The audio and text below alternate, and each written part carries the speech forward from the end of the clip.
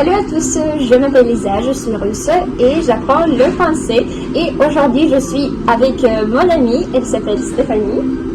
Bonjour les abonnés de Lisa. Elle est franco-russe et aujourd'hui, je vais lui poser des questions sur sa vie en Russie et sur juste la langue russe, tout ça. Alors, t'es prête? Oui, je suis prête. Ok, super. Un peu stressée, mais ça va.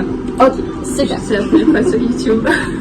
Alors, est-ce que tu peux te présenter juste un tout petit peu? Donc, tu es né en France, oui, mais maintenant tu habites en Russie. Ok. Je suis née en France, j'ai 19 ans et je suis actuellement étudiante à Moscou. Et ça fait déjà quelques années que je suis à Moscou, un peu plus de 6 ans. D'accord, 6 ans. Et avant d'avoir déménagé en Russie, tu visitais souvent la Russie? Je suis allée en Russie un an après ma naissance, donc je m'en souviens pas du tout. Mais je suis allée voir les parents du côté de ma mère, donc mes grands-parents, et dans le village natal de ma mère, qui est aussi ton village natal. Et ensuite, je suis allée un an avant de déménager en Russie. Je suis allée en tant que touriste. Ah, Je suis venue en tant que touriste. À Moscou? Oui. D'accord, à Moscou. L'été pour une semaine. Mais qu'est-ce que ça peut être Istanbul? On a choisi la meilleure place ici, juste à côté des toilettes, où il y a le... Comment ça s'appelle? Sèche-cheveux. Non, Sèche-cheveux. Non. Le français, c'est oublié le français, c'est moi. Sèche-main. Sèche-main, voilà.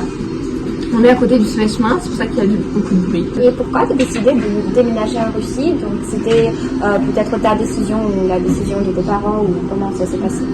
Donc moi, quand j'ai déménagé en Russie après ma troisième, et donc j'avais à peu près 12 ans, mais c'était, en fait, c'est impossible de dire que c'est moi qui ai décidé toute seule parce qu'à 12 ans tu ne prends pas des décisions comme ça, mais moi j'étais vraiment intéressée par la langue russe et je voulais vraiment venir vivre un peu en Russie parce que ma mère est russe, donc je suis à moitié russe et pour moi c'était important de connaître un peu plus d'où je viens, la culture du pays et tout. Et maintenant je parle très bien russe et j'en suis très fière puisque c'était mon but. Alors, est-ce que tu n'as jamais regretté que tu avais déménagé? D'être venue à Moscou? Oui, d'être venue à Moscou. Non, jamais. Jamais. Parce que je considère que ça m'a apporté tellement de nouvelles choses. Puis c'est certain que ma vie a changé depuis, dans le sens que plus je passe du temps ici en Russie, plus je comprends plus profondément la mentalité russe, comment les gens pensent ici. Et non, j'ai jamais regretté. Je pense que ça m'ouvre beaucoup de portes, le fait de parler russe. Et parler russe et français. Donc non, j'ai jamais regretté. En plus, j'ai fait tellement de belles rencontres ici, donc oui. Mais est-ce qu'il y a quelque chose qui peut-être te manque en Russie? Alors, je sais pas. Me manque? Oui. De la France, tu veux dire? Oui. Qu'est-ce qui me manque? Je pense qu'à Moscou, on peut trouver pour tout ce qui concerne la nourriture, en fait, on peut tout trouver, parce que c'est quand même une grande ville, si tu cherches, tu vas trouver. Donc, concernant la nourriture et le fromage et tout, je pense que c'est pas ça qui manque. Enfin, avant, j'avais tendance à dire, oui, j'aimerais bien un peu camembert, parce que ça me manque, mais en final, on peut trouver ça ici. Ce qui me manque le plus, je pense que c'est les paysages bretons, la mer. C'est clairement la mer. Quand tu as déménagé en Russie, est-ce qu'il y avait quelque chose qui t'a choqué, quelque chose d'anormal, d'inhabituel pour toi dans la mentalité russe, peut-être dans la culture, concernant les gens? En fait, je pense que je me suis tellement adaptée avec le temps que maintenant je je n'aperçois même pas ces différences, je ne remarque même pas ces différences. Je pense qu'au début, oui, ça a dû me choquer. Il y a beaucoup de choses, surtout à l'école, au début, parce que l'école est un peu différente quand même de l'école française.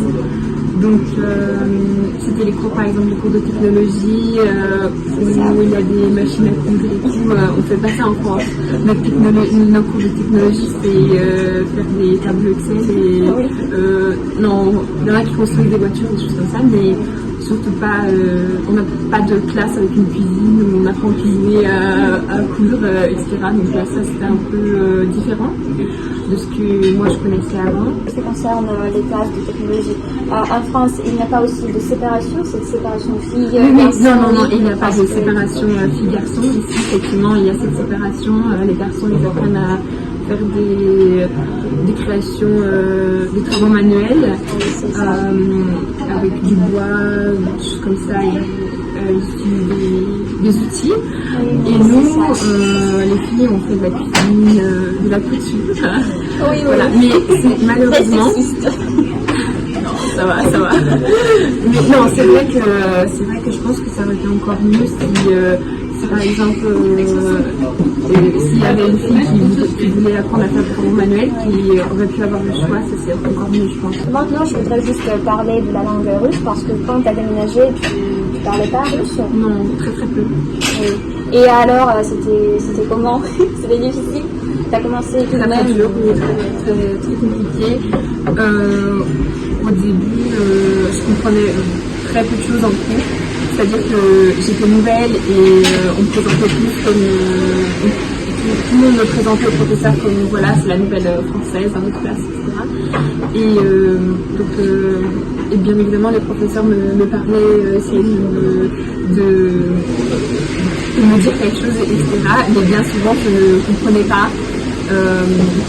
Je me rappelle, la professeure de russe me disait qu'il y avait beaucoup de mots de la langue russe qui viennent de la langue française, comme curé, jalousie. Non, jalousie, ça n'a pas la même définition, mais le genre, beaucoup d'autres mots. Et en fait, j'ai compris cette phrase, j'ai fait la déduction que très longtemps après, de ce que ça voulait dire sur le moment, je lui ai juste souri. J'ai fait semblant que j'ai compris, mais en fait, pas du tout. Ma première année, c'était à peu près ça. Heureusement, j'avais quelques amis qui faisaient l'effort de m'aider avec tout ce qui scolaire, quoi, tout ce qui concernait les études. Elle me donnait le cahier pour que je recopie, etc. Qu'est-ce que tu peux conseiller aux gens qui apprennent le russe? Aux gens qui apprennent le russe, je pense qu'il faut déjà regarder tous les films en russe, ça c'est la base, quoi. Et surtout écouter de la musique, je pense que c'est ça qui est le plus, même la musique un peu tendance, la musique actuelle et puis un peu pop, etc. Mais c'est des refrains qui se répètent souvent. Et même des mots même les mots qui sont dans la musique qu'on n'utilise pas chaque jour, le fait de les prononcer, ça nous aide à apprendre la prononciation et je pense que oui, c'est super pratique, surtout que quand tu écoutes une musique, souvent tu l'as en tête et ça reste quelques jours. Et quel chanteur tu peux conseiller? Quel chanteur? Igor Klit. Par exemple, Igor Klit. Non, je sais pas. Il y a beaucoup de chanteurs russes.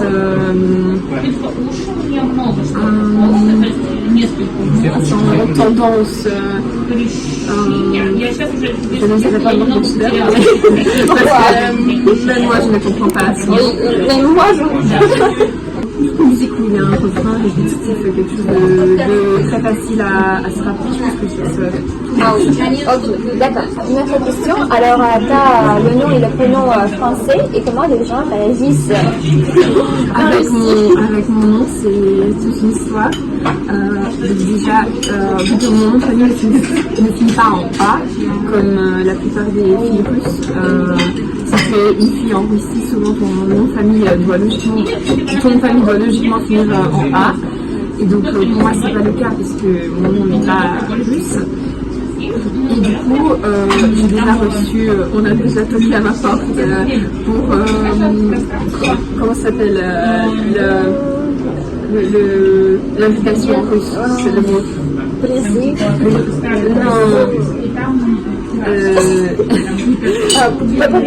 Oui, le mot повестка en russe veut dire la convocation. Et donc, on a déjà toqué à ma porte pour me tendre une convocation pour le service militaire, mais la personne s'est vite rendue compte que c'est une fille qui a ouvert, donc il y avait quelque chose qui n'allait pas dans l'histoire. Et donc, elle a encore demandé, mais est-ce que cette personne est bien là? Je dis, c'est moi cette personne. Et que vous cherchez. Et donc, ils étaient un peu gênés, mais ils m'ont quand même fait la blague. Mais vous êtes sûr que vous voulez pas faire votre service militaire, etc. Mais oui, c'est une histoire assez drôle. Et maintenant, après l'école, donc tu fais tes études à l'université, Ouais. oui, quelle comment dire, filière, oui. J'ai étudié l'informatique et les nouvelles technologies. Et c'était difficile d'entrer à l'université en Russie. Étant donné que j'ai passé le bac à l'école russe, j'ai fait exprès un an de plus à l'école russe alors que j'avais déjà mon bac français, justement pour pouvoir rentrer à l'université russe en tant que russe et non en tant qu'étrangère. Donc non, pour moi c'était pas compliqué. Une fois que tu as le bac russe, non. Ok, super. Et juste des petites questions, deux petites questions, oui, plutôt. Deux petites questions. Alors, quelle est ta spécialité russe préférée? Tu parles de la nourriture? Ah oui, de la nourriture. J'aime beaucoup le borsch. C'est une soupe avec la betterave, pour ceux qui ne connaissent pas. Oui, parce que moi, j'ai une vidéo avec cette recette, vous pouvez Le lien en description. Qu'est-ce qu'il y a d'autre? Je pense que c'est autre chose. Bien évidemment, les cuisines, je pense, mais c'est quelque chose de... Bon, en France, on a aussi les raviolis, c'est un peu pareil, mais bon, c'est différent.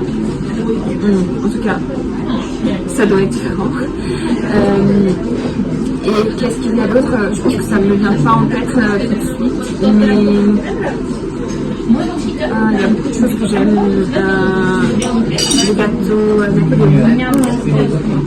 C'est comme millefeuille. C'est pas la même chose parce qu'en Russie, je crois. Non, c'est pas la même chose que c'est pas. D'accord. C'est vraiment un gâteau fait presque essentiellement avec du miel. Ah oui. À la base de miel, non? Non. Je comprends avec mes Médaliques. Oui, c'est.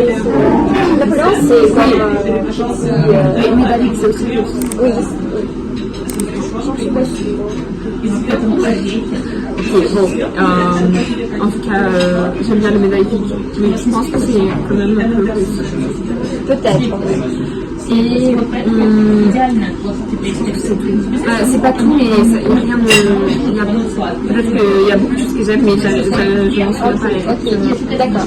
Mais il faut en fait, comment dire, faire gaffe avec le médaille, c'est russe, pas russe, parce que un jour, j'ai fait une vidéo sur le borsch, et j'ai dit que c'était le plat genre russe, et il y avait quelqu'un qui m'a écrit, bah, c'est pas ça, c'est le plat italien, et oui, c'était juste un grand, vraiment, très très long commentaire, c'était un russe. C'était même pas en français, mais juste quelqu'un en russe. Je pense que c'est un plat slave. Oui, c'est ça. D'accord. D'accord. Et qu'est-ce que tu détestes? Quel plat tu détestes? C'est quel plat russe?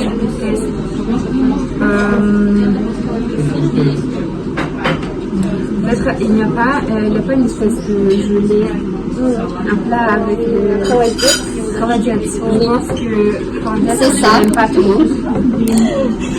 Tu n'aimes pas? Oui, je le déteste. C'est horrible. Mais en fait, je pense que c'est mangeable, mais juste c'est que longtemps que j'en ai pas mangé et c'est pas, je suis pas fan quoi. Ah oui. on va dire. Et Ok. Oui, moi aussi, je déteste. et une question pour toi, qu'est-ce que tu aimes de spécialité russe? Est-ce que j'ai oublié quelque chose que toi tu aimes? J'adore les vidéos de ma grand-mère. Oui.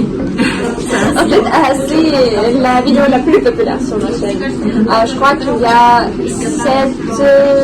7000 vues. 7 oui, c'est beaucoup. Ça m'étonne parce que, en effet, les vidéos les plus populaires sur ma chaîne sont souvent sur la voiture. Et l'événement. Mais j'aime aussi, comment ça s'appelle la spécialité de Umurti, les petites tartes là?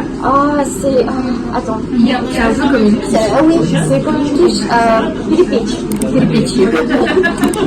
Ah oui, et c'est intéressant parce que en fait, pas dans toutes les régions, juste les gens connaissent ce plat.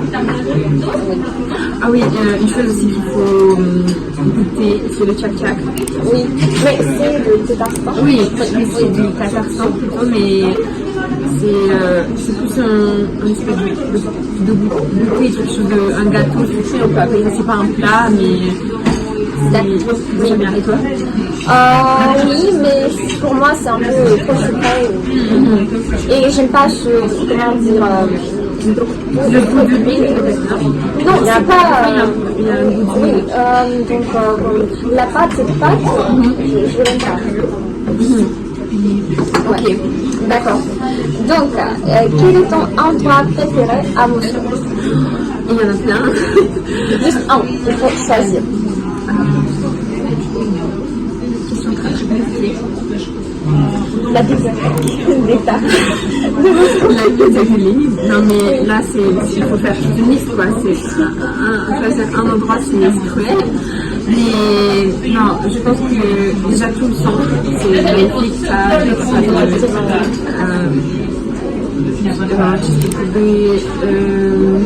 juste la rue de Arbat qui n'est pas très loin, là on vient d'y passer.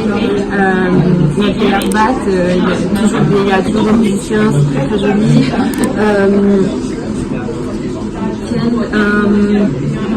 J'aime beaucoup c'est un nouveau parc qu'ils ont aménagé il y a très peu de temps.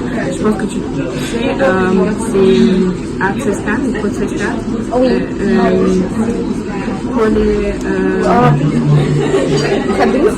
Kredinskaya Polya. C'est une vokzal. J'adore. Édition école. Donc comment on dit, un port sur la rivière de la rivière Moscova, on peut appeler ça comme ça. Ça ressemble, je crois, à Sochi ou quelques villes comme ça, avec la mer et tout ça. Oui. Valbevogore.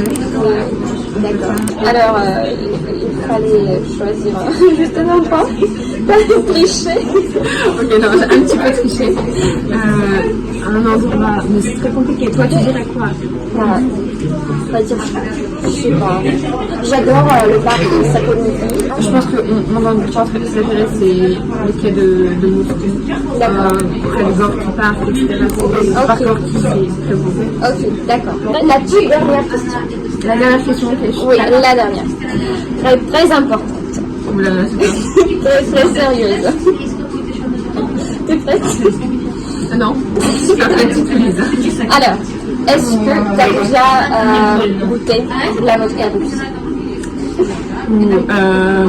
Question très difficile. Je pense que tout le monde, tous les vendeurs s'attendent à ce que je dise oui, bien sûr. À chaque coin de rue, on se propose la vodka, oui.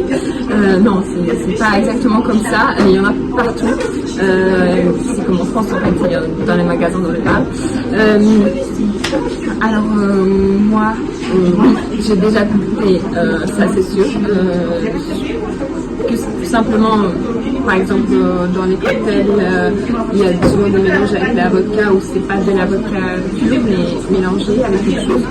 Donc ça m'a déjà arrivé de goûter bien sûr, mais au point de boire des shots de vodka, non, jamais. Jamais. Non, non. Et toi? Moi non plus. Parce que tu m'as posé une question très délicate maintenant. Moi non plus. Je crois que j'ai jamais goûté de vodka. Jamais. Jamais. Twist. Lisa, t'es en train de me dire que tu peux passer pour une alcoolique. Et toi, tu n'as jamais goûté la vodka. Oui. Impossible. Je n'y crois pas une minute. Je crois dans les cocktails, peut-être, mais j'en suis pas sûre. Mais aussi, comme shot, non. Jamais. Bon, Faut faire ça. Croire. Faut faire ça, c'est pas possible. Mais non, mais c'est voilà. Ok, merci beaucoup pour avoir regardé cette vidéo. J'espère que c'était intéressant pour vous. N'oubliez pas de mettre le pouce en l'air, écrivez des commentaires et abonnez-vous à ma chaîne. Voilà, c'est tout. Merci beaucoup à Stéphanie. C'était ma première expérience sur YouTube. J'espère qu'elle n'a pas été très mauvaise. Non, c'était top. Merci beaucoup encore une fois et à plus. Всем пока. Пока-пока. Je vous explique qu'on a quand même pris des gâteaux et depuis le début de cette vidéo on n'a pas pu les manger parce qu'on fait que parler. Du thé aussi. Avec, c'est quoi? Bergamote. En français c'est... Bergamote. Bergamote. Ah, c'est simple. Vous avez appris un mot russe, la bergamote. ah oui. On veut juste éliminer.